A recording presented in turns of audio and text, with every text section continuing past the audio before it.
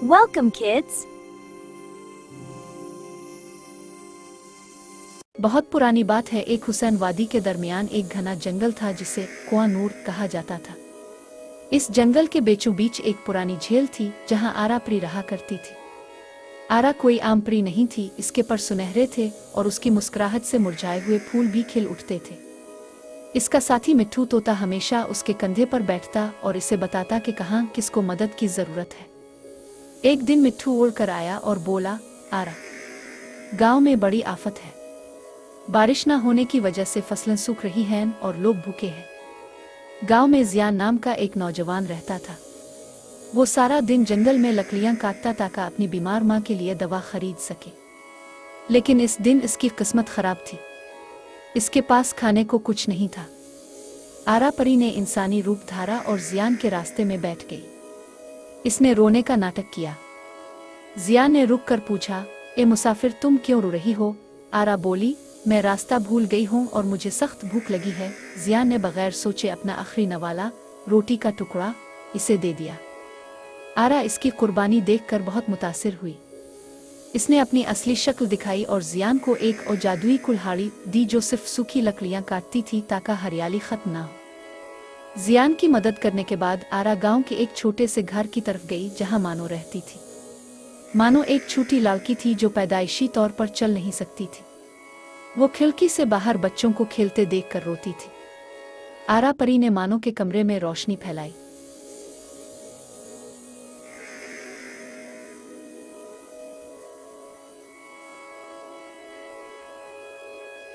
मानो डर गई, लेकिन आरा ने प्यार से कहा, डरो मत मानो, तुम्हारे सब्र का फल मिलने वाला है। आरा ने अपनी जादुई छड़ी घुमाई और मानो के लिए एक ऐसी कुर्सी बनाई जो हवा में उड़ सकती थी। मानो की खुशी का ठिकाना ना रहा।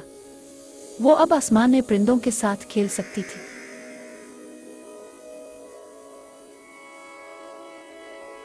जब शेरू जमींदार को पता चला कि गांव में एक परी आई है जो सबकी ख्वाहिशात पूरी कर रही है, तो इसके दिल में लालच आ गया। वो भागता हुआ आरा के पास गया और झूठ बोला, प्रीमा, मैं बहुत गरीब हूँ, मुझे सोना चाहिए जिससे मैं अमीर हो जाऊं। वो आरा परी ने इसकी आंखों में लालच देख लिया था।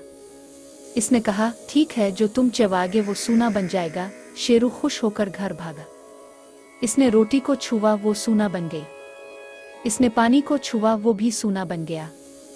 शेरू भूखा प्यासा तड़पने लगा। वो सोना खा नहीं सकता था। इसे अपनी गलती का एहसास हुआ कि लालच बुरी बला है।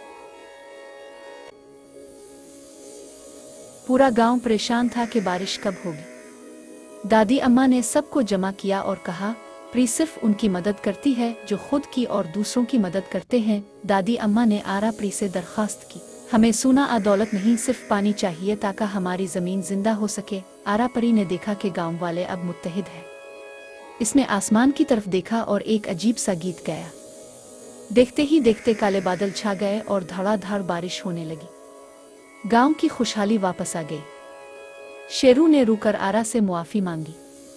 आरा ने इसकी जादुई सजा खत्म कर दी, लेकिन इस शर्त पर कि वो अपनी दौलत गरीबों में बांटेगा।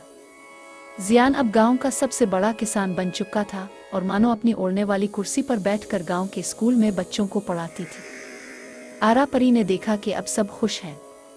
इसने मिट्ठू तोते से कहा, मिट्ठू, हमारा काम यहाँ खत्म हुआ। अब हमें किसी और वादी में जाना चाहिए जहाँ कोई मदद का इंतजार कर रहा हो।